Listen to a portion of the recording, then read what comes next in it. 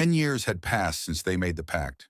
10 years since the blood on the pavement, the flashing lights, and the silence that followed. Now they were here again, in the same place where it all began. Ava stood on the porch of the old lake house, arms crossed, watching the others pull up one by one. The invitation hadn't said who it was from, just a plain envelope, 5 words written in block letters. "I know what you did." She thought it was a joke at first, but when she called Jared, his voice trembled when he admitted he got the same note. So had Nina, and Lena. Even Derek, the one they all thought would never look back, showed up.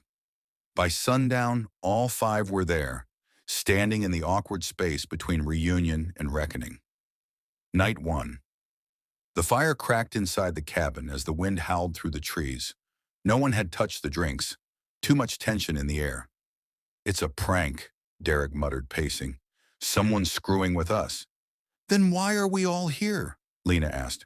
"Why now?" Ava didn't speak. She couldn't. The memory had never really left her. The sound of the tires skidding, the scream, the way the world went so horribly quiet afterward. "We promised never to talk about it," Jared finally said. "We promised to move on." "But someone didn't forget," Nina whispered. "Or forgive." There was a thump outside. They all jumped. Derek flung open the door. Nothing. Just trees and shadows. Then they saw it. A note pinned to the wood with a knife. "One of you broke the pact. One of you told. One of you will pay." Night 2. No one slept. They argued, pacing, yelling, pointing fingers. Everyone remembered the night differently, or claimed to. Lena swore she never told anyone. Jared said he barely remembered the details.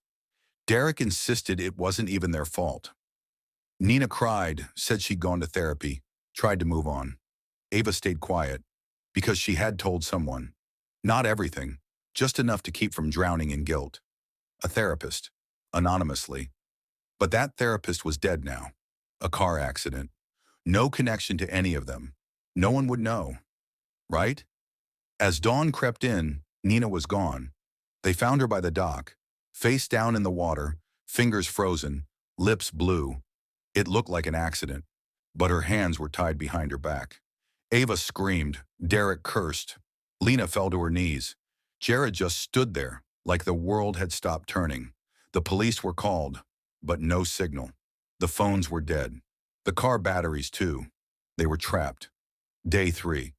Everyone turned on each other. "You did this!"